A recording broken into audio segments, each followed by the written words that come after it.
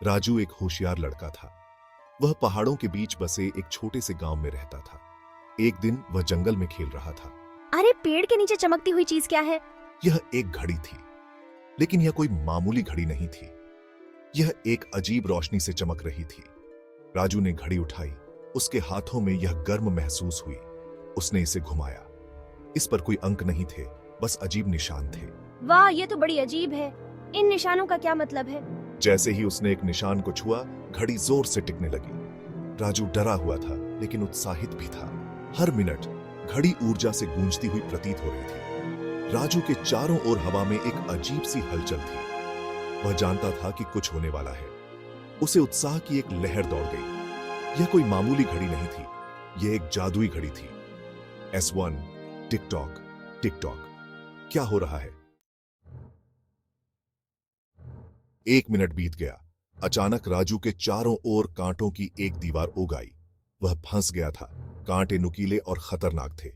राजू डर गया था। उसे समझ नहीं आ रहा था कि वह क्या करे। अरे नहीं, मैं यहाँ से कैसे निकलूंगा? राजू को अपने दादाजी के शब्द याद आए।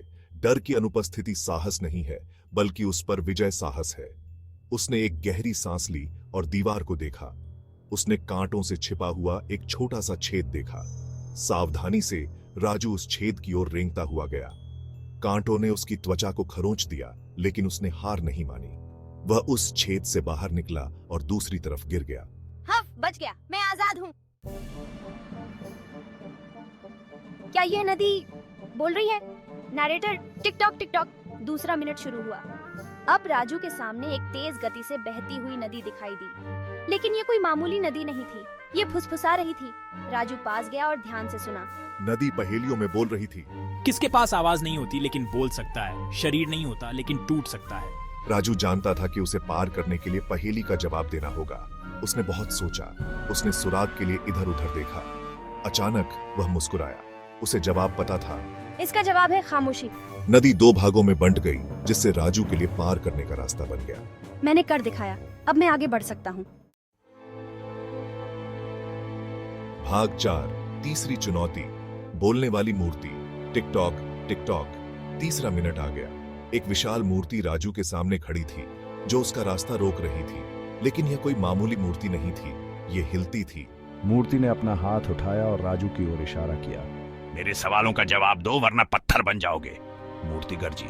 राजू डरा हुआ था, लेकिन वह अपने स्थान पर डटा रहा। उसने मूर्ति के सवालों को ध्यान से सुना। मूर्ति ने तारों, चांद और पृथ्वी के बारे में पूछा। राजू ने अपने ज्ञान और बुद्धि का उपयोग करके हर सवाल का सही जवाब दिया। राजू की बुद्धिमत्ता से प्रभावित होकर मूर्ति ने उसे जाने दिया। भाग 5, विजयी वापसी। राजू ने अपनी यात्रा जारी रखी। हर मिनट एक नई चुनौती का सामना किया।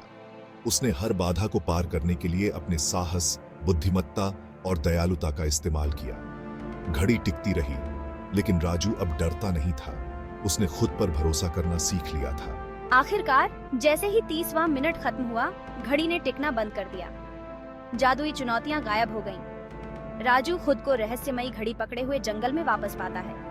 उसने घड़ी की चुनौतियों का सामना किया था और जीत हासिल की थी। राजू गांव लौटा, एक हीरो बनकर। उसने सभी को अपने कारनामों के बारे में बताया। उसने उन्हें जादुई घड़ी दिखाई, लेकिन सबसे महत्वपूर्ण बात, उसने अपने द्वारा सीखे गए सबक साझा किए। साहस, बुद्धि और समय का महत्व।